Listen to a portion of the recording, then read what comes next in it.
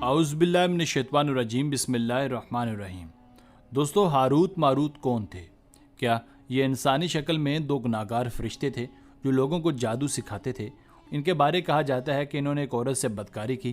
اس کے بارے میں قرآن کیا کہتا ہے؟ آج کی ویڈیو میں ہم آپ کو بابل شہر کے کنویں میں الٹے لٹکے دو فرشتوں ہاروت ماروت کا مکمل قصہ سنائیں گے، تو ہمارے ساتھ رہیے گا۔ دوستو، قرآن پاک کے سورہ بقرہ کی آیت نمبر 102 میں اللہ کریم ارشاد فرماتے ہیں، اور انہوں نے اس چیز یعنی جادو کی پیروی کی جو شیطان حضرت سلیمان علیہ السلام کے بادشاہت کے وقت پڑھتے تھے، اور سلیمان نے کفر نہیں کیا تھا لیکن شیطانوں نے ہی کفر کیا، لوگوں کو جادو سکھاتے تھے، اور اس چیز کی بھی جو شہر بابل میں ہاروت و ماروت دو فرشتوں پر اتارا گیا تھا، اور وہ کسی کو جادو نہ سکھاتے تھے جب تک یہ نہ کہہ دیتے کہ ہم تو صرف آزمائش کے لیے ہیں، تو کافر نہ بن۔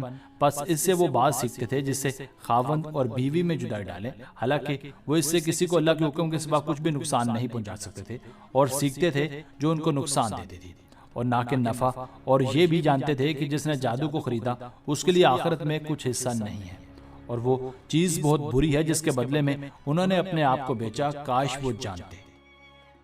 دوستو، آئیے اب آپ کو سارا قصہ روایات کی روشنی میں سناتے ہیں۔ کہا جاتا ہے کہ شہر بابل میں دو فرشتے انسانی شکل میں رہا کرتے تھے۔ اللہ تعالیٰ نے ان کو علم سحر یعنی جادو کا فن عطا کر رکھا تھا۔ وہ جادو کرنے میں تو ماہر تھے، مگر وہ جادو کرنے کو زیادہ اچھا نہیں سمجھتے تھے، چونکہ اس دور میں بابل شہر میں جادو سیکھنے سکھانے کا عروج تھا۔ اس لیے جب لوگ ان کے یعنی ہاروت و ماروت کے پاس جادو سیکھنے کے لیے آتے تو ہاروت و ماروت ان کو کہتے تھے کہ دیکھو بھائی، جادو سیکھنے سے پہلے تمہیں اسلام کو چھوڑ کر کافر بننا پڑے گا۔ اللہ تعالیٰ نے ہمیں تم لوگوں کی آزمائش کے لیے بھیجا ہے تاکہ پتہ چل جائے کہ کون اپنے ایمان کا پکا ہے اور کون جادو کی خاطر کافر بن جاتا ہے۔ پر جب وہ سیکھنے والا شخص اصرار کرتا کہ نہیں، مجھے کافر بننا منظور ہے پر میں جادو سیکھ کر رہوں گا، تو پھر یہ اسے جادو سکھا دیتے۔ اچھا، اس کے بارے میں ایک اور روایت ہے جو صاحب تفسیر حقانی کے ہاں بہت مشہور ہے، وہ یہ کہ ہاروت و ماروت کو فرشتے نہیں تھے، بلکہ وہ شہر بابل میں رہنے والے دو ایسے نیک اور اللہ والے شخص تھے کہ لوگوں نے ان کو ان کے نیک چلن کی وجہ سے فرشتے کا لقب دے دیا، مگر یہ روایت زیادہ زور نہیں پکڑ سکی کیونکہ قرآن پاک نے ان کو کھلے الفاظ میں فرشتہ کہا ہے۔ ان دو فرشتوں کے متعلق بہت سی من گھڑت اور بے بنیاد باتیں بھی منسوب کی جاتی ہیں، جیسا کہ کہا جاتا ہے کہ انہوں نے شراب پی اور زہرہ نامی ایک عورت سے بدکاری کی، جو ظاہر ہے ایک فرشتے کے شایان شان بالکل بھی نہیں ہے۔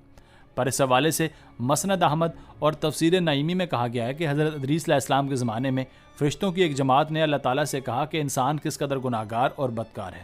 اللہ تعالیٰ نے کہا کہ میں نے انسان کو دو خامیاں یعنی شہوت اور غصہ عطا کیا ہے، اسی وجہ سے وہ اتنا گناہگار ہے۔ فرشتے کہنے لگے کہ اگر ہمیں بھی آپ یہ دو خامیاں عطا کر دیتے ہم پھر بھی گناہ کے قریب نہ جاتے۔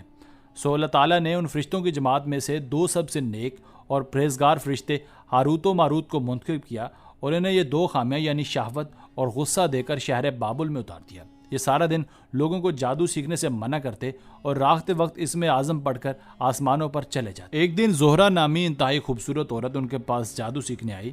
انہوں نے حسب معمول ان کو جادو سیکھنے سے منع کیا، پر زہرہ جادو سیکھنا چاہتی تھی، اور ہاروت و ماروت بھی زہرہ کے حسن کو دیکھ کر اسے ہر حال میں حاصل کرنا چاہتے تھے۔ چنانچہ زہرہ نے کہا کہ اگر تم شرک کرو تو میں تمہاری۔ ہاروت و ماروت نے شرک سے انکار کر دیا کیونکہ یہ گناہ کبیرہ تھا۔ زہرہ نے کہا کہ اچھا، اگر شرک نہیں کر سکتے تو پھر کسی کو قتل کرو۔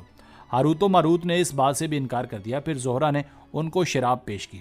انہوں نے سوچا کہ شراب پینا شرک اور قتل سے کم بڑا گناہ ہے، اس لیے شراب پی گئے۔ نشے کی حالت میں زہرہ کے ساتھ نہ صرف انہوں نے بدکاری کی بلکہ زہرہ نے ان سے اپنے بت کو بھی سجدہ کروایا اور ایک شخص کو قتل بھی کروایا، اور زہرہ نے نشے کی حالت میں ان سے وہ اسم اعظم بھی سیکھ لیا جس کو پڑھ کر یہ آسمان پر چلے جایا کرتے تھے۔ لہذا زہرہ تو اسم اعظم پڑھ کر آسمان پر چلی گئی، جبکہ ان دونوں فرشتوں کو سزا کے طور پر بابل میں موجود ایک کنویں میں الٹا لٹکا دیا گیا۔ کہا جاتا ہے کہ اس کنویں میں آگ جل رہی ہے اور فرشتے ان کو کوڑے مار رہے ہیں، جبکہ زہرہ نامی ستارہ جس کا ذکر ہم اکثر سنتے ہیں، کہا جاتا ہے کہ یہ وہی زہرہ عورت ہے جو اسم اعظم پڑھ کر آسمان پر چلی گئی ہے۔ بہت سے علماء اس سارے واقعے کو بے بنیاد اور من گھڑت مانتے ہیں، پر یہ ساری کہانی تفسیر نعیمی اور مسند احمد کے علاوہ بھی اور بہت سی کتابوں میں درج ہے۔ خیر، اس کے بارے میں آپ کا کیا کہنا ہے ہمیں کمنٹ سیکشن میں لازمی بتائیے گا۔ اگر ویڈیو پسند آئی ہو تو پلیز ویڈیو کو لائک کر کے چینل کو بھی سبسکرائب کر دیجیے۔ آپ کا بہت شکریہ، ملتے ہیں ایک نئی ویڈیو کے ساتھ۔ کیپ واچنگ وجود ٹی وی۔